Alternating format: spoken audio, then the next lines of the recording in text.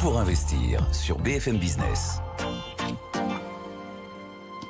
Le plaisir d'accueillir Benaouda Adenaïm dans cette émission. Bonjour Benaouda. Bonjour Lorraine. Nos auditeurs fidèles qui suivent l'ensemble de nos émissions vous connaissent. Vous êtes notre éditorialiste international.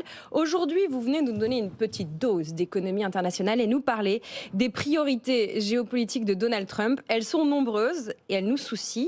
Par quoi on commence ? On peut commencer par ce qui est absolument dans l'actualité, c'est le Groenland, territoire sous le contrôle du Danemark depuis 600 ans. Et il s'avère que Donald Trump, le président élu, et ses conseillers stratégiques, estiment que ce territoire danois, donc sous le contrôle d'un État de l'Union européenne, d'un État de l'Alliance Atlantique, doit maintenant revenir aux États-Unis, et ils en font une question de sécurité nationale absolue.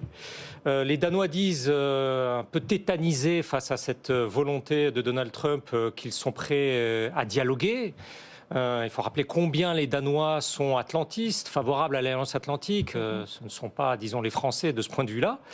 Et ils sont prêts à dialoguer, mais Donald Trump ne veut pas dialoguer. Il veut ce territoire pour deux raisons essentielles. Une raison donc de sécurité nationale invoquée parce que un passage dans l'Arctique, le passage du Nord-Ouest, passe entre le Canada et le territoire du Groenland pour aller vers le territoire des États-Unis. Donc pour Donald Trump et son entourage, c'est une question géostratégique éminente vis-à-vis de la Russie et vis-à-vis de la Chine. Et puis il y a un autre point très important, c'est la présence de métaux critiques dans le sol du Groenland. Je peux renvoyer nos auditeurs et nos téléspectateurs à un article très intéressant paru dans une revue allemande qui s'appelle Internationale Politik, qui explique combien le territoire du Groenland contient de dépôts de terres rares, de lithium, de graphite. En gros, tous ces métaux critiques utilisés dans la transition écologique et énergétique. Et pour Donald Trump, pour sa future administration, c'est un moyen d'obtenir, d'une manière ou d'une autre, un accès à ces métaux critiques. Lithium, gallium, palladium, mais aussi simplement l'or et le cuivre feront l'objet de notre séquence de 11h30 tout à l'heure. On reviendra sur ces matières premières à surveiller et les enjeux géopolitiques autour. Il y a donc le Canada que vous nous avez cité aussi, qui est directement concerné, non seulement avec le Groenland, avec la discussion autour du Groenland, mais aussi sur cette espèce d'idée que ça pourrait devenir un État américain. Oui, on va de stupéfaction en stupéfaction, en tout cas les dirigeants de ces pays.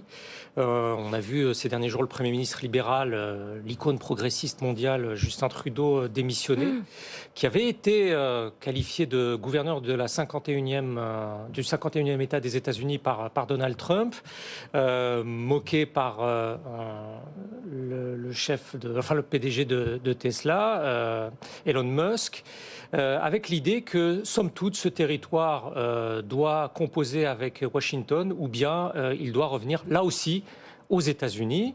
Le président Trump menace clairement le Canada de droits de douane de 25%, alors que, rappelons-le, le Canada, les États-Unis et le Mexique sont dans le cadre d'un accord de libre-échange. Il veut une révision complète de la politique commerciale du Canada. Et il y a l'idée chez les Américains, en tout cas chez cette administration Trump, qu'en menaçant les Canadiens, on parvient à ses fins. Une porte-parole de Donald Trump a dit qu'en 15 minutes, il a obtenu une sécurisation des frontières.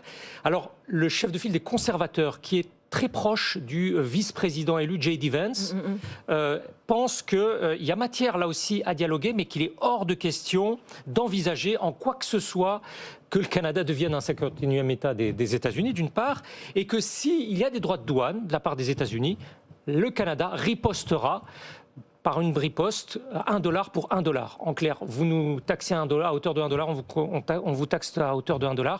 On est là, encore une fois, dans une situation potentiellement inédite entre ces deux alliés, rappelons-le, du G7 et de l'Alliance Atlantique. Là, loin du talion entre voisins et alliés, et avec la démission du fighter, Justin Trudeau, dans ce contexte qui ne vient à rien simplifier. Il est obsédé par les couloirs, mais aussi par les canaux, en tout cas précisément le canal du Panama.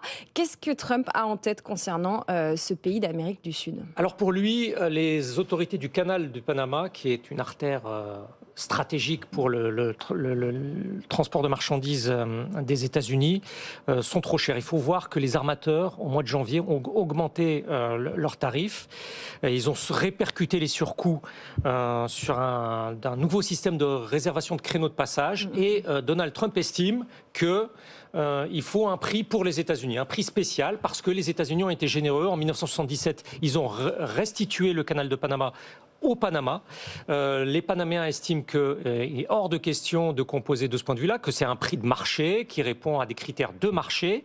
Le président panaméen a expliqué qu'il était hors de question, encore une fois, de céder la souveraineté de ce canal. Mais là aussi, c'est une manière de contraindre les Panaméens à composer avec les États-Unis, à faire un prix spécial pour le Panama. Mais là aussi, le président Trump dit que s'il n'obtient pas satisfaction, eh bien, il ira envahir le Panama, comme l'a fait un de ses prédécesseurs, le président George Bush père, qui il y a 35 ans est allé renverser le général Manuel Noriega en invoquant d'une part le fait que c'était un trafiquant de drogue, mais d'autre part que le Panama à l'époque ne respectait pas la neutralité prévue dans le traité.